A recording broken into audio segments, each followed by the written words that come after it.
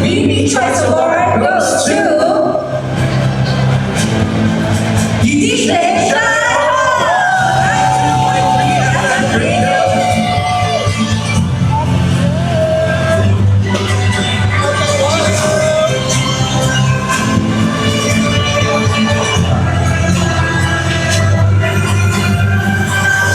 Magandang gabi po sa inyong lahat at syempre sa lahat ng mga nandito. Congratulations po sa mga nakakuha ng award at yung mga hindi pa sa inyong advance congratulations.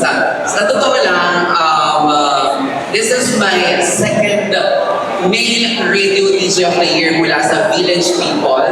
From 6th last year, ako po ulit ang tinanghal this year.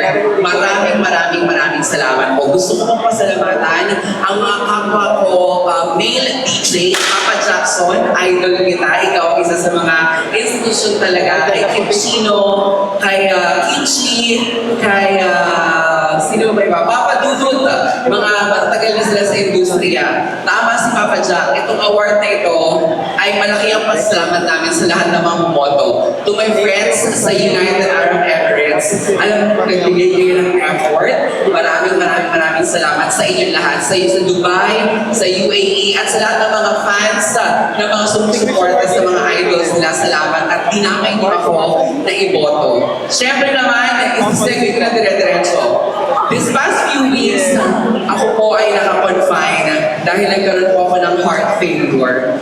Sabi ng doktor, hindi pa daw tapos ang mission ko. At ang mission na yan ay patuloy na magbigay ng kasiyahan at inspirasyon sa lahat ng mga tagapakinig. To my bosses mula sa 92.3 at Radio Manila Ka-Vibes, maraming salamat Sir Berg, Sir Randy, and the rest of the team. To my PCMC family, maraming salamat. Media Servition family sa DCMM, maraming salamat.